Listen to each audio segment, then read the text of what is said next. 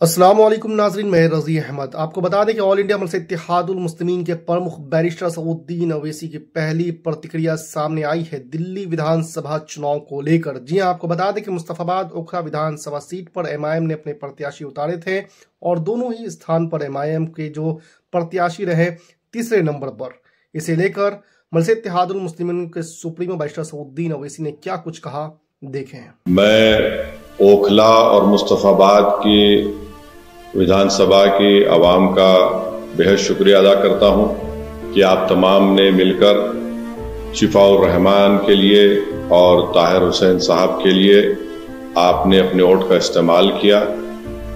मैं आपका बेहद शुक्रगुजार हूं कि आपने बड़ी मेहनतें की।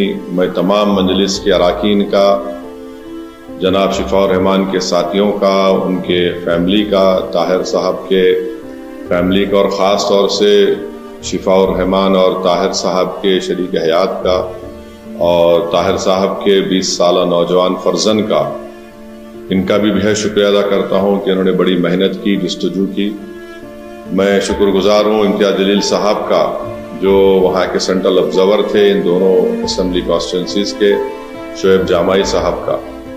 नतीजा जो हम चाह रहे थे नहीं आया है, मगर मुझे यकीन है कि हम तमाम के हौसले बुलंद हैं और बुलंद रहेंगे और इंशाअल्लाह ताला हम अपनी इस लड़ाई को जारी रखेंगे।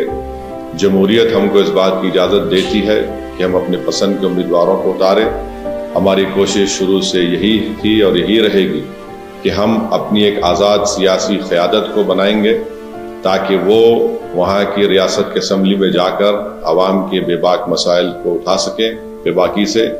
तो इंशाअल्लाह कोशिश जारी रहेगी और मुझे उम्मीद है कि इंशाअल्लाह ताला हम तमाम लोग दुआ करेंगे कि ताहिर साहब को, शिफाउर रहमान को जल्द से जल्द और दूसरे जो लोग पिछले 5 साल से जेल में हैं उन तमाम को बेल मिलेगी, वो अपने घर को वापस आएंगे और इंशाअल्लाह मुझे यकीन है कि वो तमाम के तमाम बेकसूर साबित होंगे। मैं एक बात अवाम अन्नास को बताना चाहता हूँ कि नतीजे आने के बाद आप देख रहे हैं कि जो लोग अपने आप को बड़ा सेकुलरिज्म के दावेदार कहते थे, वो दोनों सियासी पार्टियां आज एक दूसरे पर बी टीम का इल्ज़ाम नहीं लगा रही हैं। इससे ये बात साहब जाहिर होती है कि जहां मजलिस इलेक्शन अगर ज़्यादा सीटों पर लड़ जाती है तो ये फौरन इनका ये हरबे हथकंडे इस्तेमाल करना शुरू हो जाते। अब जब दोनों लड़कर हार गए बीजेपी के खिलाफ तो इनमें बड़े ही महज़िब तरीके से अदब के दायरे में रहकर एक दूसरे को तनकीद कर रहे हैं। तो ये लोग बेनिकाब हो रहे हैं कि कैसे मजलिस जब आपकी क़यादत को, आपकी एक आवाज़ को उठाने की बात करती है, हिस्सेदारी की बात करती है, तो इन सब के पेट में दर्द शुरू हो जाता है। बहरहाल हम अपनी कोशिशों को जारी रखेंगे। हमारी कोशिश यही रहेगी कि ओखला और मुस्तफाबाद में विकास और तरक्याती का काम मुकम्मल हो, वहाँ के अवाम के बुनियादी मसाइल हल हो और हम इसके लिए कोशिश करते रहेंगे।